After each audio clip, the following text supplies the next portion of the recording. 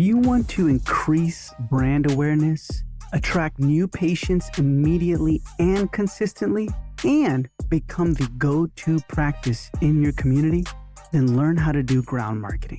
That's what I'm going to be teaching you in this series. Let's dive in. Handling challenges in ground marketing. These are real-life scenarios and how you can overcome them. Now, the way I like to start this off is think of the ARENA framework. That's ARENA framework. This is your decision-making lens in the field. Instead of panicking when you hit a wall or an objection, you can calmly move step by step. Okay, so ARENA. Now, what does A mean? It means assess. Ask yourself, what's the real reason they're saying no or pushing back? Is it policy? Hey, we don't allow soliciting. Is it risk? Maybe there's liabilities. Is it timing? Maybe you caught them when they're slammed. Is it attention? Are they distracted? They don't see the value in it. Or is it authority? Maybe you're just talking to the wrong person, which I can't tell you how many times that has happened to me. And especially the attention part, if they are busy, packed with a bunch of customers, people, their attention is distracted, right? So maybe you walk into a gym, the front desk says, hey, you know what? We don't let anyone set up a booth here or anything like that. That's not rejection. That's policy, right? You don't argue. You just need to pivot. So the first thing, remember, assess. ARENA, assess. Second, reframe. Your job is to change their lens. You're not a vendor. You're a value add. So turn it into spotlighting. Hey, no worries. I ain't selling anything. We promote local employers so the community knows who's hiring, that you're spotlighting them. Then safety. Hey, no, we provide emergency access cards so employees aren't stranded with a toothache. Staff perks. Hey, we provide everybody here, free whitening, only for the employees, or useful information. Hey, no, we're here to give you more information about your benefits, right? Or your insurance. This is very helpful for senior communities, by the way. So always reframe it. Your job is to change their lens. You're not a vendor. You are a value add. You say something like, hey, I totally get it. I'm not selling anything. We just spotlight local employers so patients knows who's hiring and so forth. Can I feature your team on our employer sheet or on our wellness wall or whatever, or a local business pamphlet that you have? You are reframing. So first in ARENA is assess. Second is reframe. Third is exchange. Always leave something tiny, specific, and useful today. This keeps the door open and proves value immediately. For example, you leave a sign-up sheet for the staff who want free whitening, maybe employee perks like emergency access cards. That means like anybody who comes in with this card for an emergency gets immediate appointment, things like that, right? So exchange, always leave them with something, or even just hygiene kits. Drop off some hygiene kits once you had a good interaction. Now, the next one is don't leave without a micro commitment. Keep it small and specific, right? Hey, could I stop by and pick up the sign-up sheet? Yeah, cool. All right, when's the perfect day to stop by and pick it up? It's a micro commitment. They're going to tell you the day. Or can I call you Wednesday at 10:15 to get the details for the event that we're going to be a part of? Yeah, you can definitely call. Boom, micro commitment, right? Always, always, always make sure you leave with a micro commitment, meaning you're going to be part of their new move-in package. You're going to have an event. You're leaving a sign-up sheet, or people actually are signing up on the spot. Always make sure of that. And then finally, accountability. This one is huge. You don't have to do emails or anything like that. It's just you showing up face-to-face when you said you would. So you need to get them to say out loud, yeah, you know what? I'll come by. Definitely a good time to come by to pick up the sign-up sheet is this time or this day. Or our event is at this time.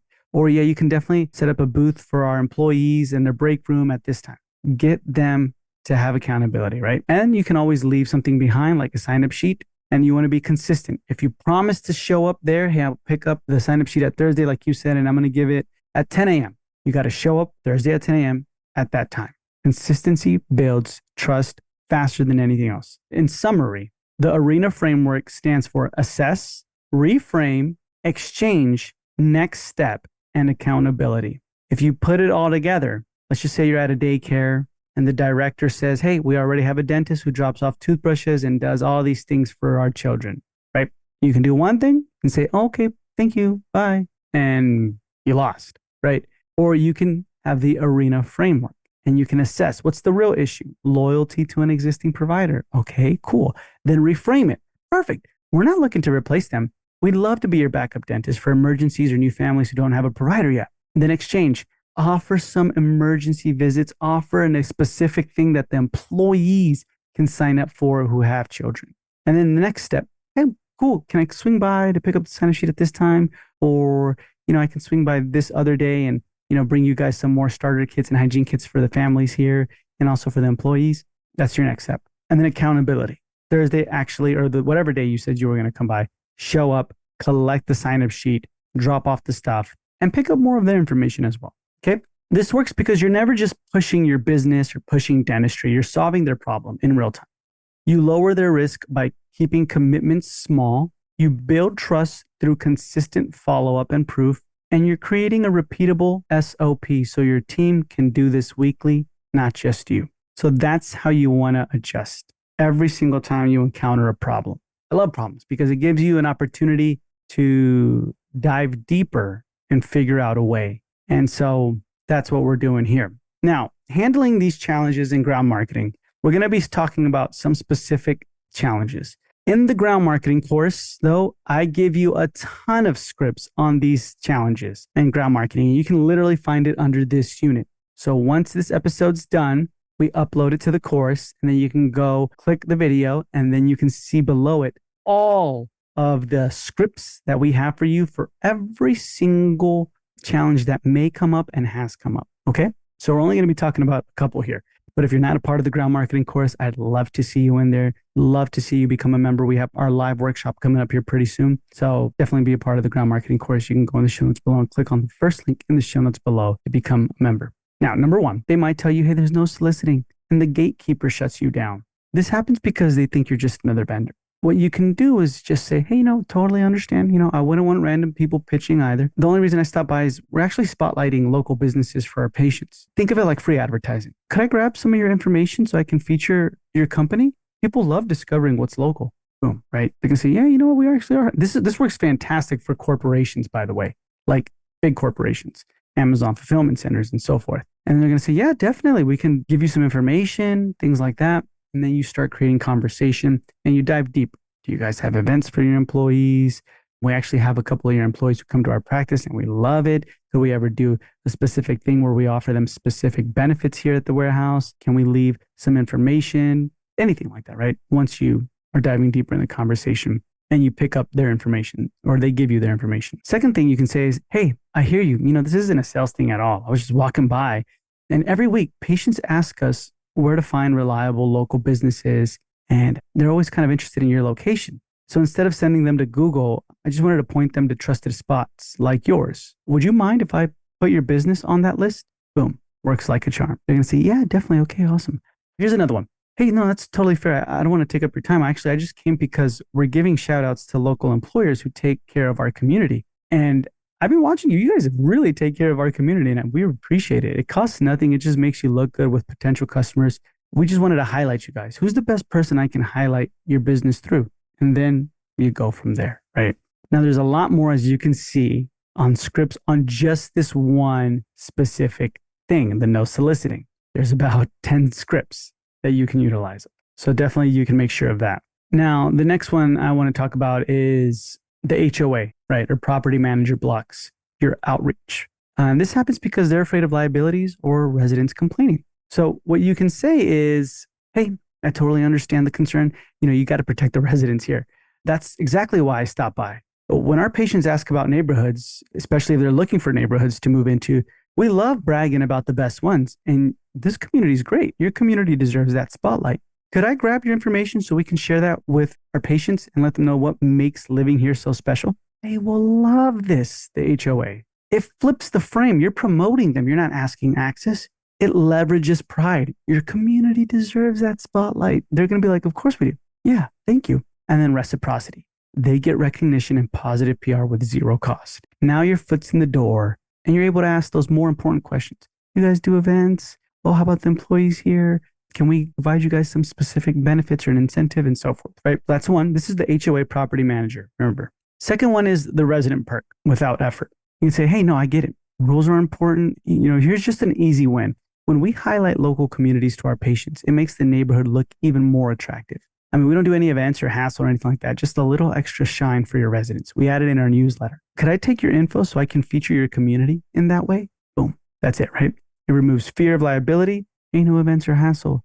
Frames spotlighting as a resident perk that costs them nothing, and reciprocity. You're giving them marketing juice they didn't ask for. And then also you can do the don't miss out social proof play, right? They tell you like, hey, no, you can't be up here kind of a thing, right? You can say, no, I totally respect the policy. It totally makes sense.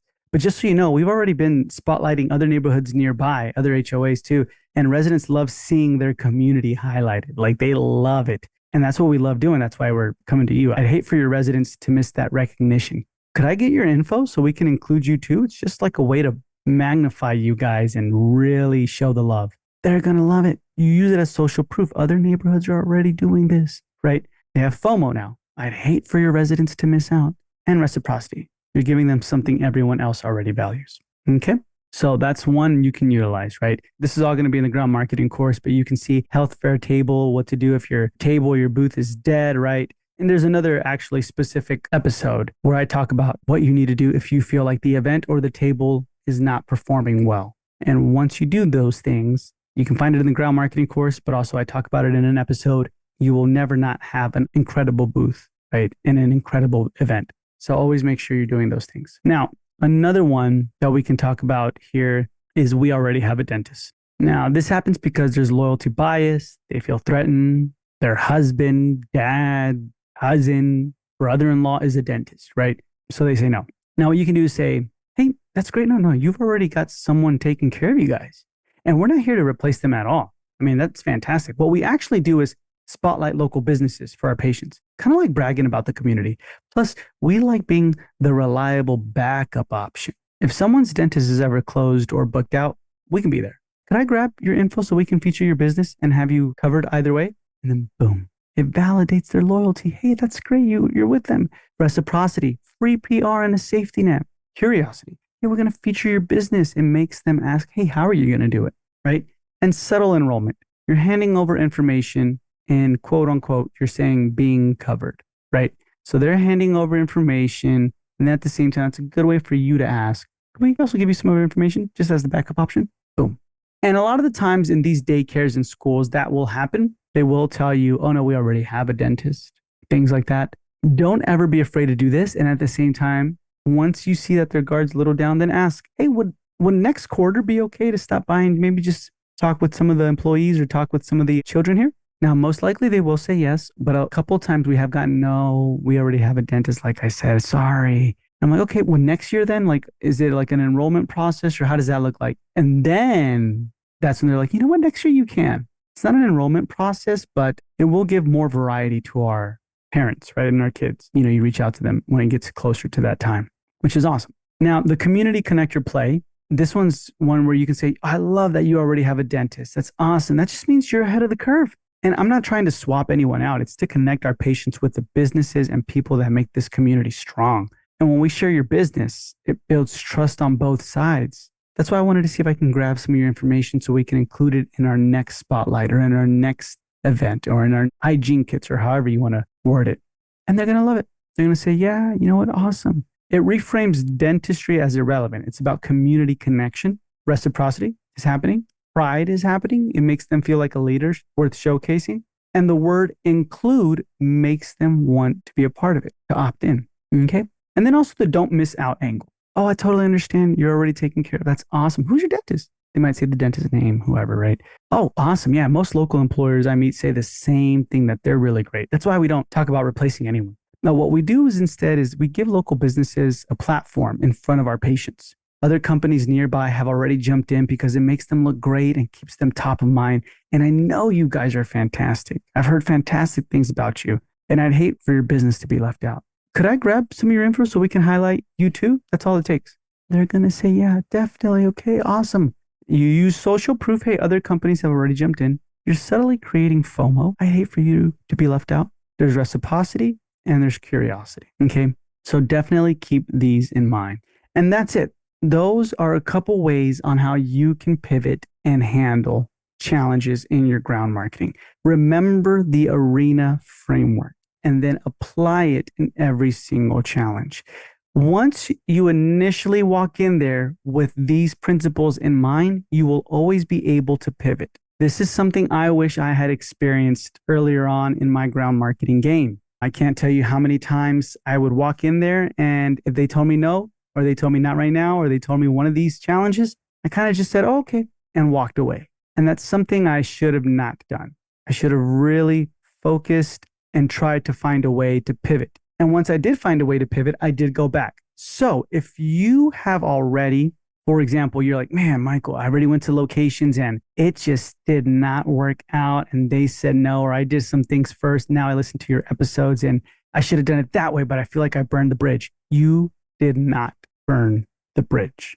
Maybe give it a little bit of time. And by a little bit of time, I mean like a couple months, 2 months, 3 months, and go back. A lot of things change. The person there who you initially spoke with changes. The department can change. Their moods can change. A lot can change, and you've changed as well. Now you're more equipped. You're better aware of what to say. So go back. I'll give you that same example that I've experienced.